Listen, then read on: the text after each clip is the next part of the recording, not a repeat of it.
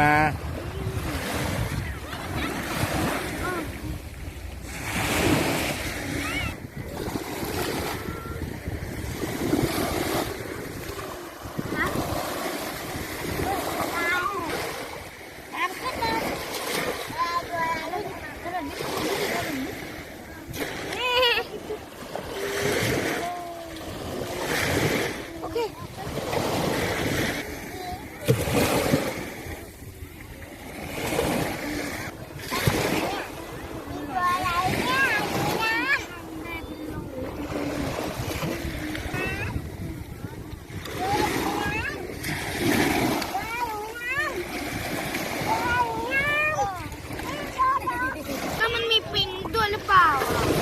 ระวังนะ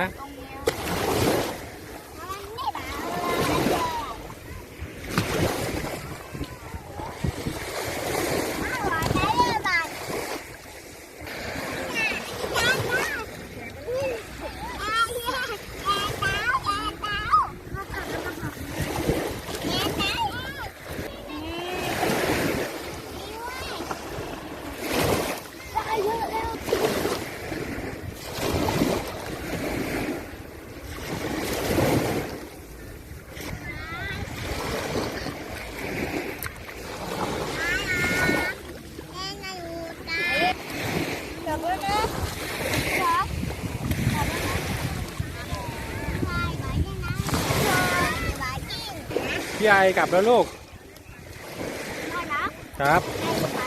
เย็นตายเย็นตายไอ้ที่ไม่ใช่ของเราทิ้งไว้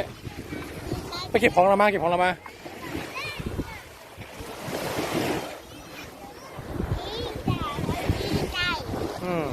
เก็บมาเร็วๆมาเก็บของเรา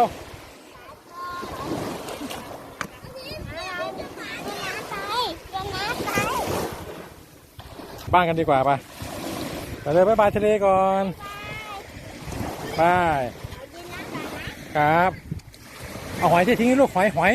เอาหอยเททิ้งด้วย